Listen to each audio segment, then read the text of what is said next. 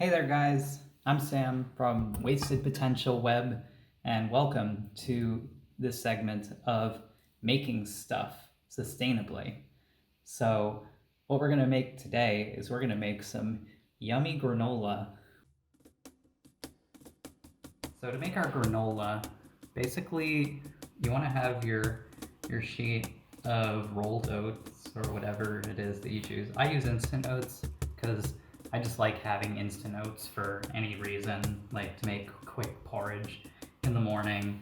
So this is a baking pan that I put into my oven for about 10-15 minutes until it started to get a little bit golden brown. We're gonna have our big mixing bowls. I am just going to go ahead and dump this. Dump it all into the bowl. That's where everything's gonna get mixed up.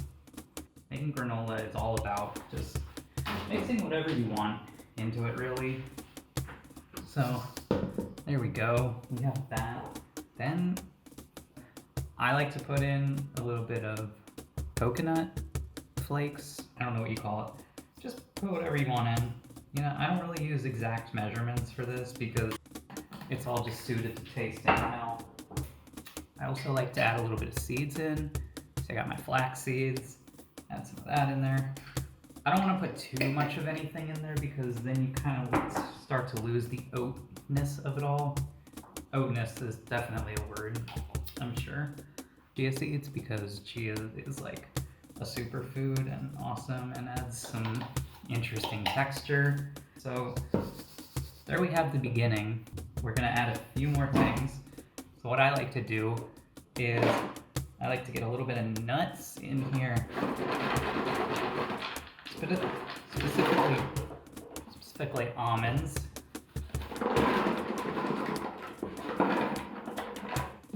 And walnuts. See? Just a good decent amount of these. I'm gonna cut them up real small, so we'll get back to this in a moment after I do some cutting. Now we have cut the walnuts and cut the almonds up. Some of them are a little chunkier than others. I don't think it really matters. You can dice them, you can slice them however you want to. So we'll change it out for our mixing bowl.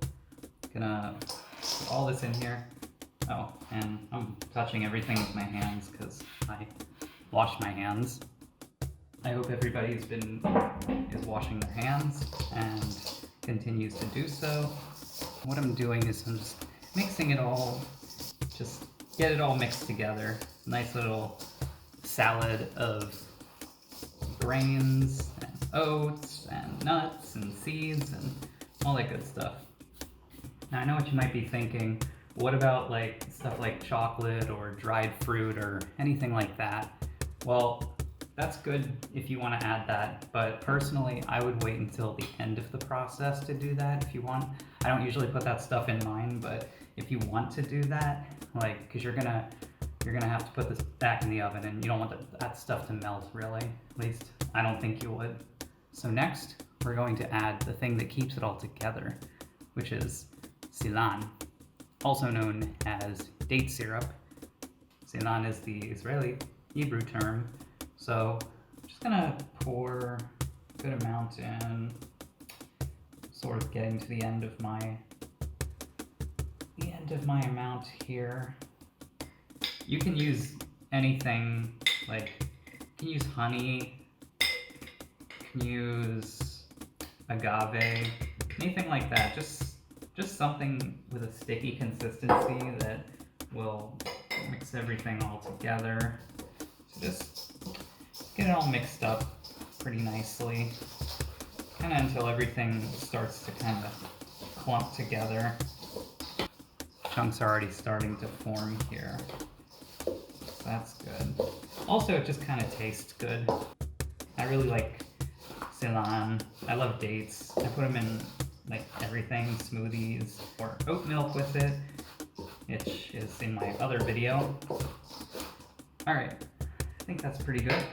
So now going to change this out yet again for our oven pan. Pour all this back in from whence it came. Okay, got everything on it. Distribute it, shake it up, something like that. And we'll put it in the oven for like 10-15 minutes again at about 180 to 200 degrees. I don't know, use your best judgment. It's sort of something that I came up with on my own, like how to do this procedure, but certainly feel free to experiment as you see fit.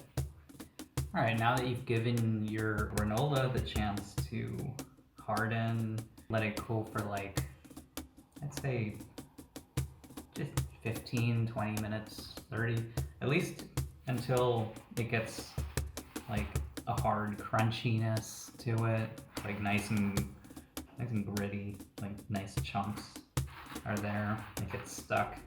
So then what you can do is once you do that, you can just sort of like detach it. It might come off in big chunks, but that's okay, because it's fine. It doesn't need to be like a certain size or shape. It's even good if you have some chunks, because then that adds some texture, like when you're putting it in your yogurt or whatever. So now that we have that, we are going to just put it into a nice glass container. I like glass because it cleans out fairly easily after, it has all that residue from the Ceylon. So I use one of these styles with this like cool snap lid. It's really efficient, keeps it fresh nicely. So we can use our hands, we can use soap. We can use a spoon and just like put it into the jar till it's full. Okay, so now we've scooped all of the nice granola that we've made into this jar. You can see it's quite a decent amount, quite a good amount of granola that we have here. Why make your own granola at home? Why not just buy it at the store? Well, for one, I mean, you get to make it with your own ingredients, you get to throw some cool things in. I just use what I get from the store, like the seeds and the nuts and the instant oats, and I think it makes a pretty good combination. I save on packaging, that's less plastic that's going to the landfill. Basically all the ingredients that I get from the bulk section of the grocery store that I go to. The only thing I didn't get from the bulk section, I believe this time, was the Ceylon or date syrup. Quite admittedly, I don't really want to go through the process of making date syrup because I think it requires a lot more work than I'm willing to put in personally. It does come in a nice glass jar, as you saw, so at least then I can use that for something else and it's not a single-use plastic bag. So thank you for tuning in to Wasted Potential cooking session thing.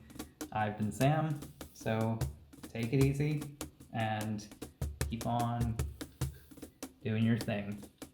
Peace.